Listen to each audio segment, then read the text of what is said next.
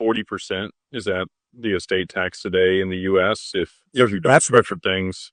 that's the federal piece, Jake. And the reality is, depending on where you live, there may be additional estate taxes with additional thresholds. And that's where things get complicated. So I happen to live in the state of Massachusetts, which I love for many reasons. They have an estate tax on the books, estate tax of 16% with a lower exemption than the federal tax bill. So when I pass away, assuming I still live here in the state of Massachusetts, there's going to be two calculations going on. They're going to do one calculation on what I owe the federal government at that 40% rate, and they're going to do a whole separate calculation on what I owe the state at a 16% rate. And you don't get any credits or deductions from one against the other. You're paying both of those bills. Now, that's the bad news. The good news is the solutions that you put in place to manage one also apply to the other. So, the measures that you can take to right size your estate, to build in some of this estate tax and liquidity upon death protection, those tools are going to be able to solve both of those problems if properly structured. And so,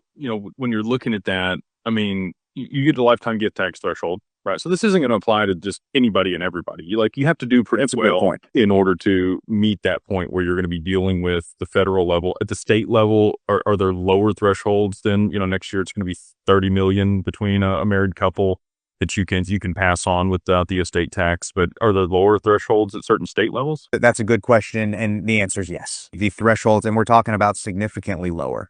So, you just mentioned the way that the current tax bill stands and the federal exemption is supposed to go. Pretty soon, we're going to be looking at 30 million of exemption for a married couple.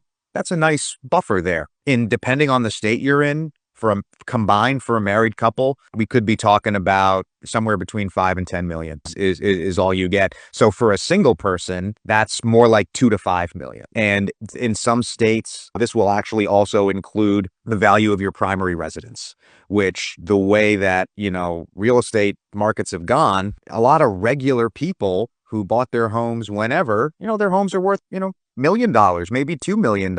And they're not necessarily tremendously wealthy. They just bought it in a good time and their real estate is appreciated. Just by the nature of that, you can be subject to these estate taxes. And that doesn't even get into the things that a lot of people are more aware of, like probate, the other issues that can come in just simply from a lack of planning. Yeah. So if you don't have your stuff put through, a trust or some other mechanism like life insurance to be able to mitigate that probate, all of that's going to become public record. And then you also are going to have to go through the process where people may be fighting over Well, that's your estate. that's absolutely right.